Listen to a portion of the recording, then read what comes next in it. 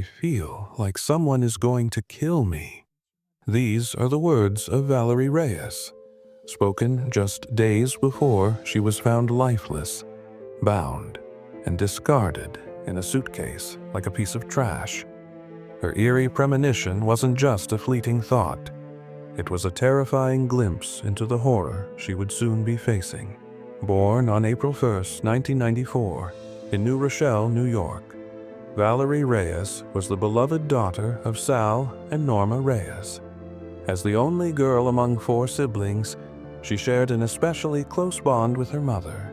Norma nurtured Valerie's artistic streak, encouraging her passion for drawing and creative expression. From a young age, Valerie's gentle and compassionate nature shone brightly. Friends and family alike admired her selflessness and unwavering dedication to her dreams. Valerie had a serene, bookish charm that set her apart. She spent her free time immersed in literature, preferring the quiet comfort of home to the hustle and noise of parties. After graduating high school in 2012, she enrolled at New Rochelle College, where her warm and kind personality won her many friends.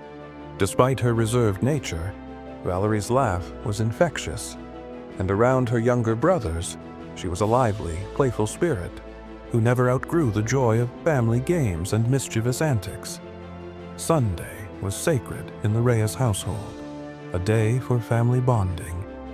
Valerie treasured these moments, whether it was playing board games, taking a walk in the park, or simply enjoying coffee together. Her weekdays were spent working at a bookstore in Eastchester, a job she loved because it allowed her to share her vast knowledge of literature. Customers often left her recommendations with glowing reviews, inspired by her passion for stories. Valerie's ultimate dream, however, was to open her own tattoo parlor.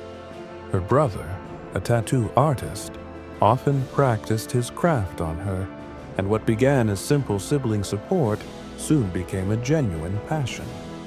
Valerie envisioned a space where she could turn her artistic talents into permanent works of art on people's skin, a goal she worked tirelessly for day and night. Behind her good intentions, Valerie silently battled deep struggles with anxiety and depression.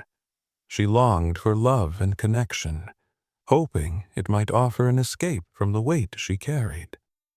Her art became her refuge, a space where she could pour out her emotions and find moments of peace in the chaos. Yet, even as she created beauty, the storm within her often felt impossible to quiet. In January 2018, Valerie met Javier through an online dating platform. Their romance was brief, lasting only 3 months before she chose to end it in April. While Javier was deeply invested in the relationship, Valerie felt no future in it. She was honest with her friends about her feelings, describing Javier as more attached than she was. She decided it was kinder to part ways, but Javier didn't let go easily. He continued to contact her, inventing excuses to reach out. By September, months after their breakup, Javier reached out again. This time, he claimed to owe Valerie money after accidentally using her debit card for an online purchase. It was unclear whether Valerie had shared her card details during their relationship, or if he had accessed them through some other means.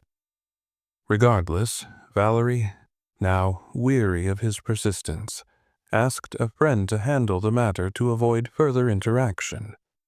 In early 2019, Valerie was 24 and living alone in a basement apartment in New Rochelle. While she valued her independence, the solitude often fed her anxieties.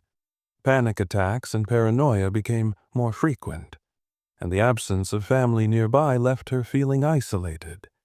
Yet she pressed on, trying to balance her creative pursuits with her day-to-day challenges.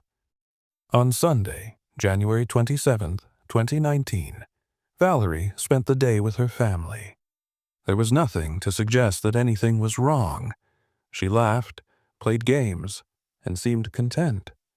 But the following evening, everything changed. Valerie called her mother in a state of panic. Her voice trembled with fear as she confessed an unsettling premonition. She felt certain she was going to die. Norma tried to reassure her, offering words of comfort and urging her to come home. Valerie declined, hastily ending the call, but promising to see her mother the next day. Later that night, Valerie sent a text message to her mother, wishing her good night and assuring her that she was feeling better. She also spoke to her best friend, Jeffrey Anderson, who had been a confidant for nearly a decade. After sharing her fears, she seemed to find some relief.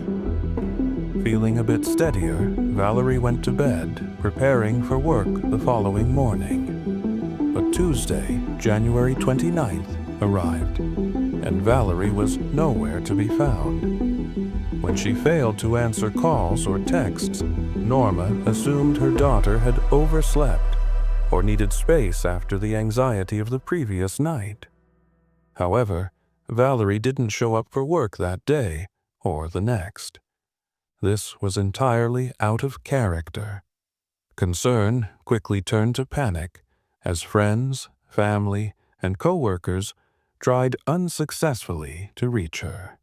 The following day, the Reyes family reported Valerie's disappearance to the New Rochelle Police Department. The police acted swiftly, distributing her photo and description throughout the area. The urgency was heightened by reports of recent attacks on women in the area. When officers searched Valerie's apartment, they found no clear signs of a struggle, but there were tiny specks of blood on her pillowcases, the bathroom floor, and the toilet. These stains, though small, raised questions. More concerning was the absence of several personal items: her phone, iPad, wallet, some clothing, and a small pillow. Initially, investigators considered the possibility that Valerie had left on her own, but Norma vehemently rejected this idea. Valerie would never disappear without telling her family. Norma's mind replayed their final conversation, haunted by Valerie's fear that someone wanted to harm her. Meanwhile, friends and social media users joined the search. Tips began to surface, with reported sightings of Valerie near the New Rochelle train station, and even in Manhattan. One fine day in the bustling heart of Manhattan, a flicker of hope emerged in the search for Valerie Reyes. Some people claimed they had seen a young woman who resembled her moving through the crowded streets. Others believed they had spotted her in a city bar. Each new lead brought a surge of optimism for her family and friends. Yet, as police investigate every claim, they were met with disappointment. None of the sightings led to Valerie. Determined to unravel the mystery, investigators turned to technology, deciding to analyze her bank activity. What they uncovered was deeply troubling. Her banned records revealed that someone had withdrawn over $10,000 from Valerie's account across various ATMs in New Rochelle, starting shortly after her disappearance. Surveillance footage from one ATM captured a figure making withdrawals. At first glance, the individual seemed to match Valerie's description, offering a fragile glimmer of hope.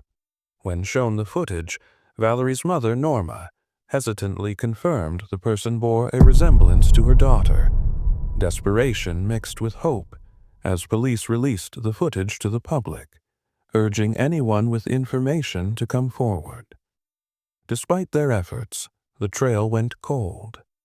Then, on February 5th, 2019, everything changed. Around 8 a.m., a group of road workers in Greenwich, Connecticut began routine maintenance in a wooded area about 10 miles from Valerie's home. One worker noticed a bright red suitcase lying off the main road. Its appearance was unusual. It was neither old nor discarded carelessly. The suitcase appeared deliberate, out of place amidst the natural surroundings. Suspicious, One worker unzipped it, only to recoil at the foul stench that seeped out. Inside, they found the bound body of a young woman. Police arrived quickly, confirming the horrific discovery. The victim was dressed in jeans and an unbuttoned shirt, her shoes missing. Her wrists and ankles were tightly bound with tape, and her face was covered in multiple layers of duct tape. The injuries she had sustained were brutal, with broken bones, bruises, and a fractured skull spoke to a terrifying final ordeal. Her body had already begun decomposing, suggesting she had been dead for several days. Valerie's father and older brother were called to confirm her identity at the morgue. Shielding Norma from the unbearable sight, they confirmed that the girl was Valerie. Her injuries made her difficult to recognize, but there was no doubt. The tragedy deepened further when it was discovered that one of the workers who found Valerie had taken photos of her body. This person shared the images casually with acquaintances and even attempted to sell them to the media. The insensitive act added an unnecessary layer of pain for the grieving family. Public outrage forced the man's employer, the Department of Public Works, to issue an apology and place him on administrative leave. Still, the damage was done, and the Reyes family had to endure yet another violation of Valerie's dignity. The investigation continued, and detectives scrutinized ATM surveillance footage again. A different camera angle revealed a man dressed in black pants and a hooded sweatshirt. His face was concealed, but his behavior raised suspicion. The footage also captured the vehicle he used during the transaction, a rented car. Using the license plate, investigators traced the car to its renter, Javier de Leon, Valerie's ex-boyfriend. As detectives pieced together her final days, the evidence pointed to an all-too-familiar name, Javier. Javert was arrested and interrogated with several conflicting accounts of his actions. Initially, he claimed to have stumbled upon Valerie's wallet on a Manhattan street, complete with her bank cards and a slip of paper containing her PIN. He maintained that he had not seen Valerie in over a year and insisted he was not near her residence around the time of her disappearance. However, when investigators confronted him with evidence, including the rental records of a car tied to his movements and its proximity to Valerie's apartment, his story quickly shifted. During the investigation, it was found out that Javier had fled the economic and political turmoil of his home country. He entered the United States legally under a visa-free program but overstayed, becoming an undocumented immigrant. To avoid drawing attention to his status, he worked low-profile jobs and kept a quiet life. After all, the evidence. Confronted with the mounting evidence, Javier later on confessed. Javier then admitted to being near Valerie's home on the night of January 28, 2019. Under mounting pressure, he confessed to visiting her apartment. He claimed that their encounter was passionate but took a tragic turn when Valerie fell during an intimate moment, hitting her head. According to him, she lost consciousness, and in a panic, he bound her hands and feet, taped her mouth shut, and placed her in a suitcase. His reasoning for such drastic actions? He claimed fear of her sudden awakening and screaming. He then disposed of her body in a wooded area and used her debit card to withdraw money. Moreover, detectives noted Javier's actions after the crime. He coldly accessed Valerie's phone using her fingerprint, not to call for help, but to search her records and bank account information. He made multiple withdrawals from her account, purchased items, and even traded her iPad for a computer monitor. Such calculated moves, combined with his efforts to clean her apartment of evidence, demonstrated premeditation and a lack of remorse.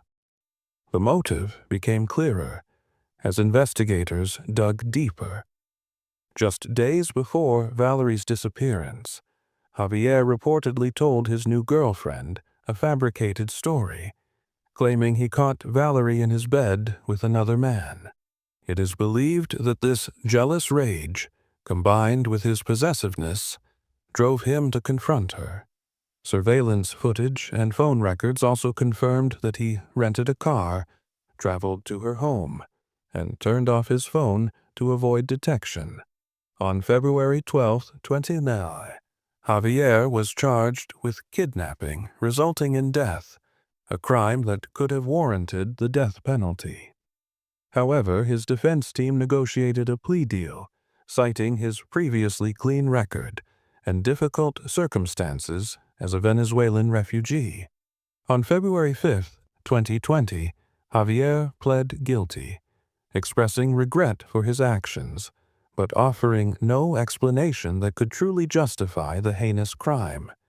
In September 21, he was sentenced to 30 years in prison, after which he will be deported to Venezuela.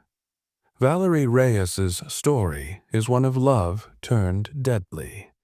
A vibrant, ambitious young woman, her life was stolen by someone who couldn't let go. Her tragic end is a stark reminder of the dangers of unchecked obsession and the fragile line between love and control. As her family and community mourn her loss, her story serves as a heartbreaking testament to a life cut far too short. If this story moved you, consider subscribing to our channel for more stories. Together, let's honor her legacy by sharing stories that need to be heard.